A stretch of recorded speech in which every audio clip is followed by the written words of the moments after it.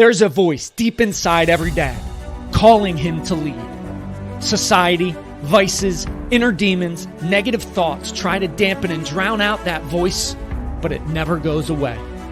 Your wife feels it, your children feel it, and your heart and soul feel it too.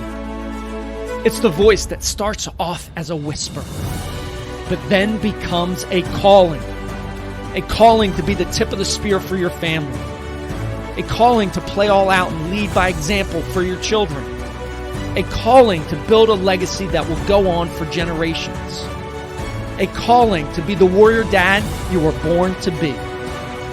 Dads, our children need us now more than ever to be that beacon of hope, courage, positivity, and strength.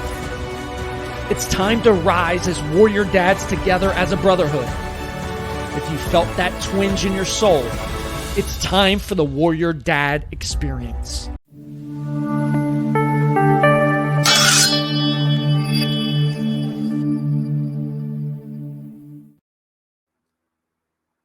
Welcome to the show. I am extremely excited to have special guest Kevin Goodnight on the show. Kevin, welcome to the show, my man. Dude, I've got chills from the intro, man. Let's get this thing rolling. Listen, that's the point of it, right? Energy, chills. We're going to get into a great discussion. If you would, for the audience sake, would love to hear a little background, a little bio about yourself, and then we'll dive in. Yeah, no, absolutely. Well, first and foremost, I did, just so you know, you don't know this, but you keep me accountable just based on who you are. So I got a workout in this morning, or just about an hour ago. So the blood's pumping, a little back and bis and a little core. So just so you know that even though we talk every so often, you've got that accountability without even telling me anything. So appreciate what you do. Look, I live in the suburbs of Houston. I'm a dad of two awesome boys. I have a teenager in the house as of today. So I've got a 13-year-old son, a 10-year-old son. I've got my bride of 18 years, and we are just in the throes of life. And doing what we do. We do a lot of fun stuff. My 9 to 5, I run a flooring business, focusing on construction, multifamily. It's fast and furious. I run hard, and then my wife works from the home. She's pursuing counseling and her master's degree. We love raising these little crazy little humans and young warriors. And then my calling, as of in 2020, was that to write and challenge dads. And I would love to say I woke up one day in 2020 and it was bullseye in your face. This is your calling. It was actually a calling of me getting out of my own way over the course of 2 years and morphing into this person who has become a Dadvoted and a leader of dads. And what's the craziest part about this is I was so far removed from what I thought was in the right zone, in the right mode, because and we'll talk about a lot about what that does, and that grew this. But basically, I woke up one day and told my wife I feel a calling to write for our family legacy. I got a lot to teach these boys over the next 10 years or so, and but who writes books? Nobody writes books. I'm a flooring guy, right? I run a business, and we go on to the end. We go on to the end of that year, and we go to a wedding. And I'm journaling, and I'm like, man, this could become a book. And a lady I've never met in my life comes up to me and says, you are going to write a book one day. And I looked at my wife and I said, is this my calling? And she said, I think it is. And there's a lot of my journey of faith, my journey of sobriety. I'm 450 something days sober, man. It's been just a revolutionary change. And, like I say, from all of this, if there's one person that I always say, we always want to change one person. Well, one person's been changed and you're looking at him, and me changed the trajectory of my kids, my family, my legacy. And that's why me and you have hit it off so well, and so excited to challenge and charge dads today. And I'll let you introduce kind of what we're talking about. But that's my call. My call is to partner and lock arms with guys like you in this brotherhood of fatherhood. And we come at it from different angles. You're a maniac human, and I love it. I come at it from a balance and wellness and faith perspective. But we're both beautiful that we're charged. We've got our blinders on, and we want to challenge and charge dads to be just a little bit better. That's it.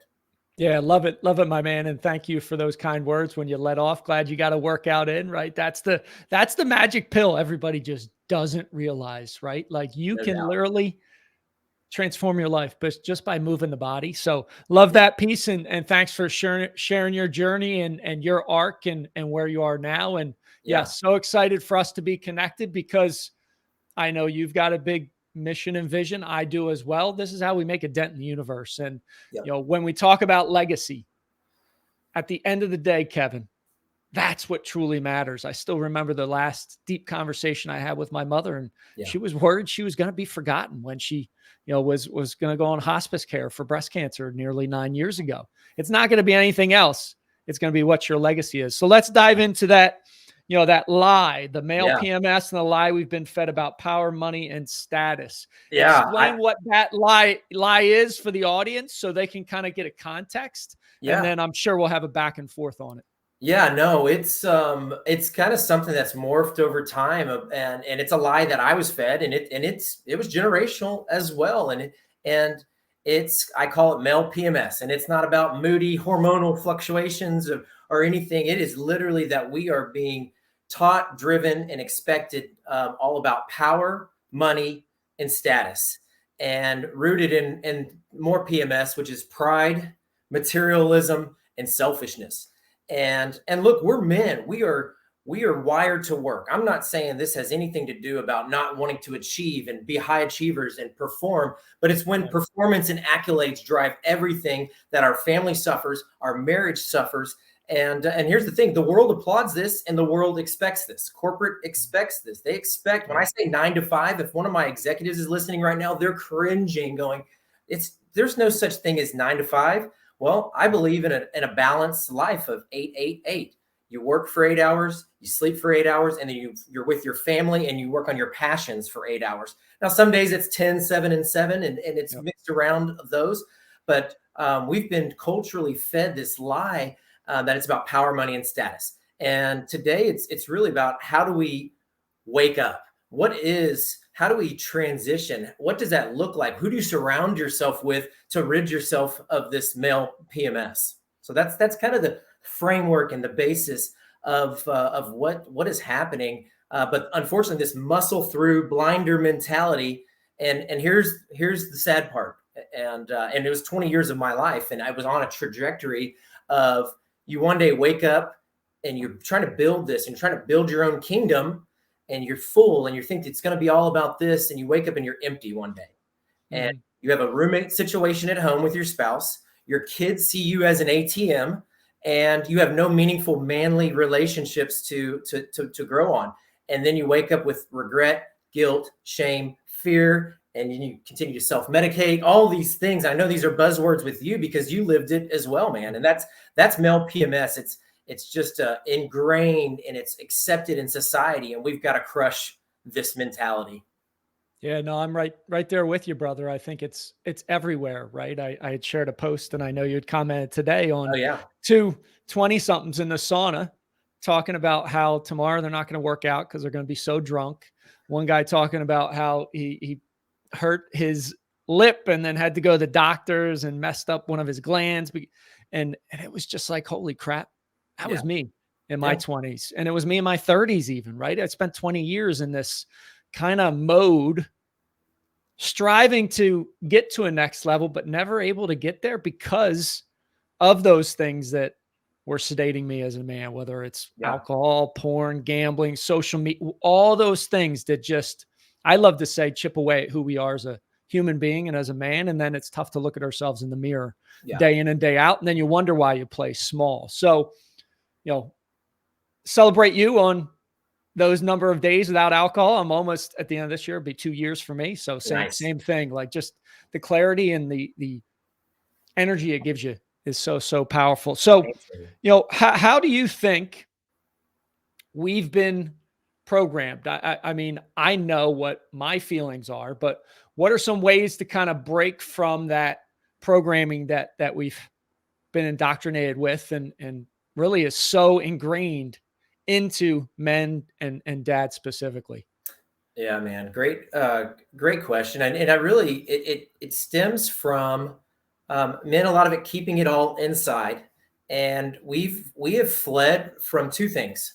We have fled from accountability, and we have moved away from mentorship. So, and let me break down my view and let's chat about it. I'd love to get your view. But accountability is lining up with like-minded, not necessarily like-minded, but lining up with similar age, similar stage in life men that can go arm in arm together in life. My journey of sobriety started with that. I said, hey, I mean, this sounds awful, but I had a spreadsheet. I'm going to track my drinks for a month. And I just want you to be somebody. I have to track it every day. And it was embarrassing. You go through a month, even with somebody watching what you're drinking, it was embarrassing. And there were days I just left. I put an asterisk. I knew I'd had 10, 12 drinks, but I wasn't going to put the number down. So that accountability of somebody that challenges you, and even on that portion of the porn, the gambling, that side, you need somebody that speaks truth into your life. That men, iron sharpens iron, I believe, and that men need that. We've gone into this again, that muscle up, muscle through. This is all about me. I got this. I'm a man. It's like, guys, we've got to lock arms, and it doesn't matter if you're men of faith, if you're not, it's just men have to be together. Now that's accountability. Mentorship on the other side, it's twofold. It's somebody at least 10 years older than you that has lived more life, that speaks goodness and truth into you, calls you out. And then somebody at 10 years younger that you're speaking into. So it's twofold. It's not just a feed me mentality. It's also you pouring in. So I have a 30-year-old guy that I'm pouring into, and it helps my accountability too, that I'm pouring into somebody else, similar to probably you in coaching, right? Yep. You're the practitioner, right? I think you've used that word. When I mess up, my kids go, wow, Dad, that wasn't very Dadvoted of you, right? It's like, oh, that's what chapter did you write about the, a meltdown, Dad? I mean, I'm like, oh, was that chapter 46? How to keep yelling at your kids? So that is become my accountability. And that's the thing that I think is holding us back is lack of accountability and absolutely no mentorship.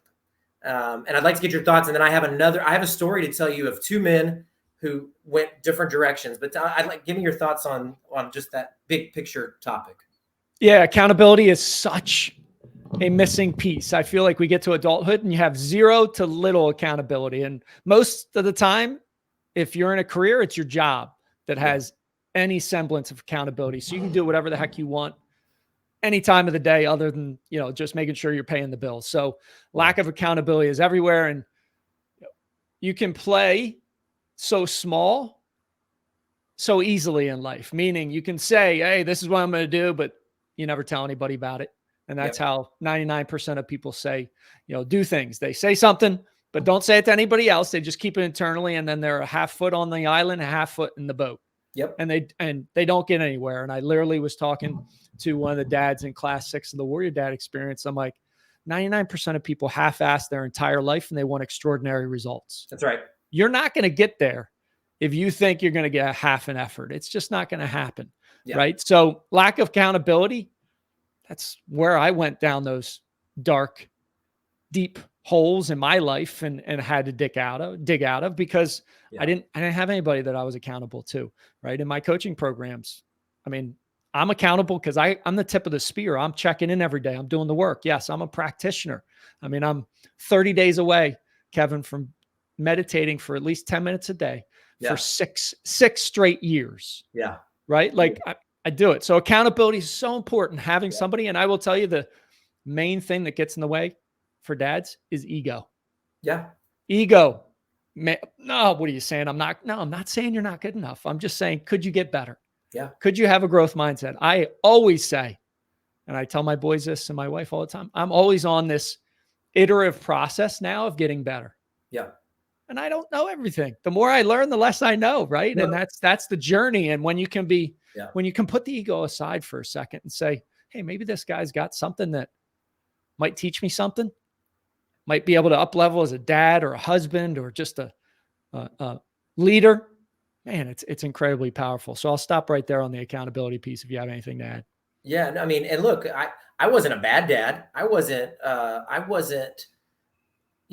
abusive. I just was I was in the house, but I wasn't present. I wasn't Mm, fully present. And I think we could go on a tangent on fatherlessness, and we know that all the stats on fatherlessness, but I think where I come at is more that young professional or that professional dad who's just trying to climb, and at what all cost. And they don't realize that they're leaving behind these beautiful people that they've been entrusted to lead, but mhm. they're given, well, like I would like to say, they're they're alive at work but dead at home. I mean, it's Yeah. just one of those.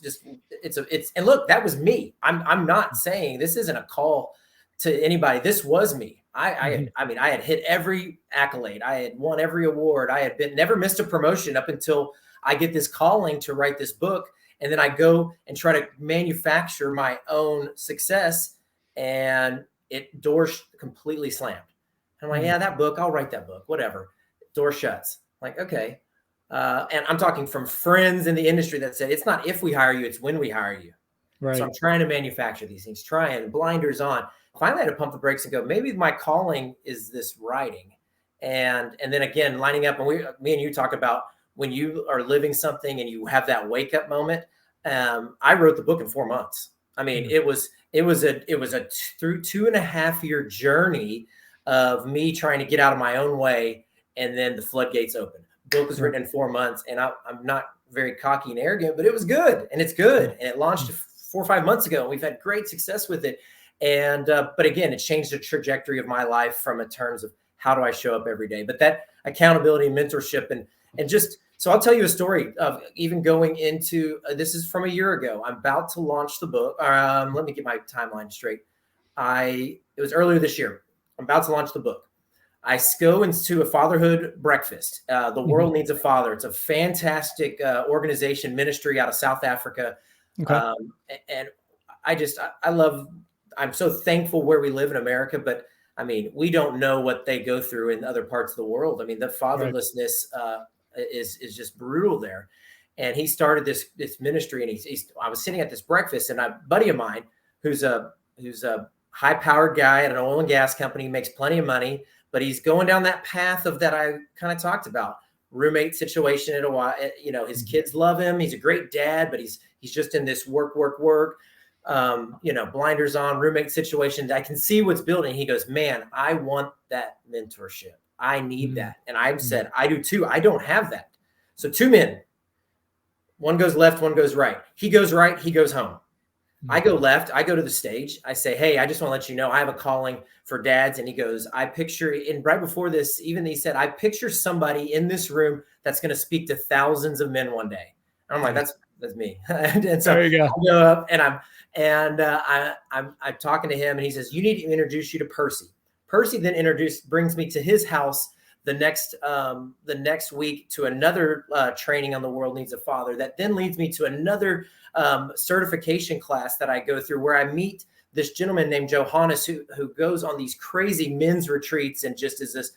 I mean, he might make you look a little weak, little soft. I'm just saying.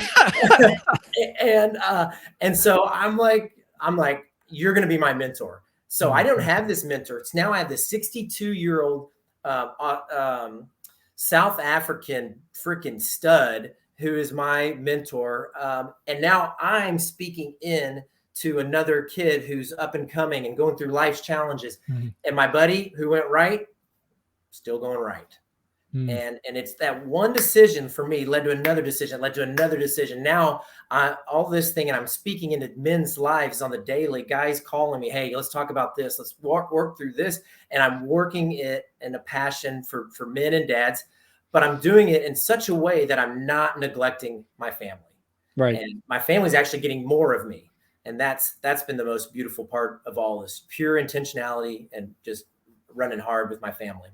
Yeah, no, I love, and mentorship is so powerful, and coaching, right? Getting coaching. I was, as I was preparing for the interview, I kind of went through my mental Rolodex, and I was like, because some people, and dad specifically, balk at paying for coaching or paying for.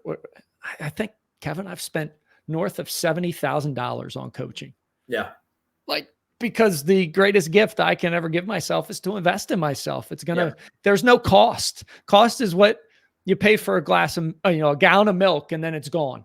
Yep. An investment it just pays so much down the road.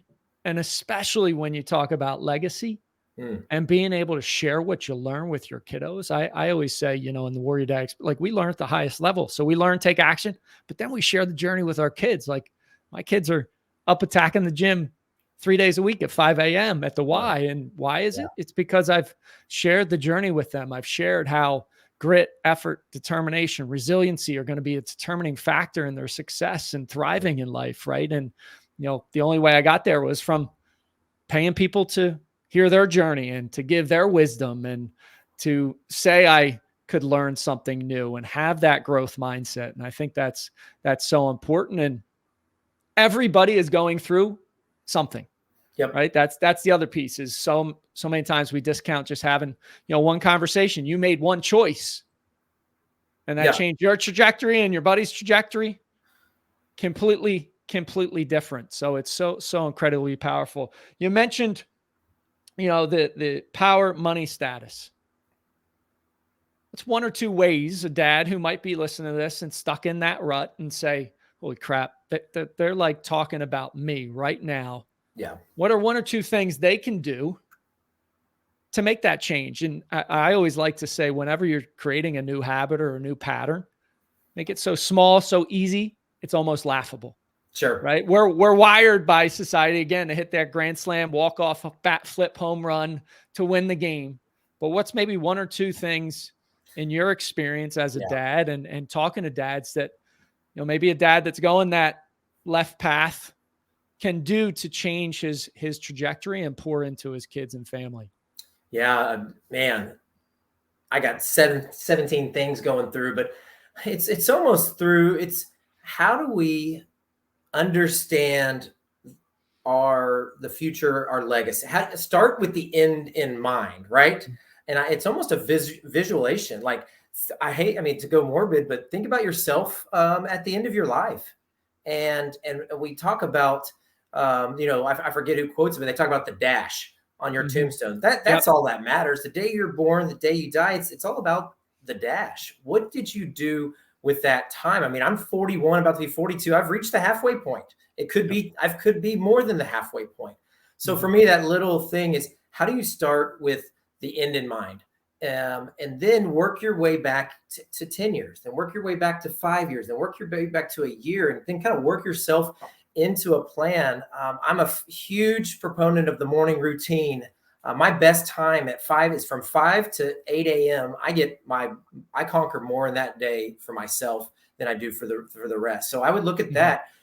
So many little things, if you waste 10 minutes, for every 10 minutes you waste, it's 60 hours a year. Yep. 60 flipping hours.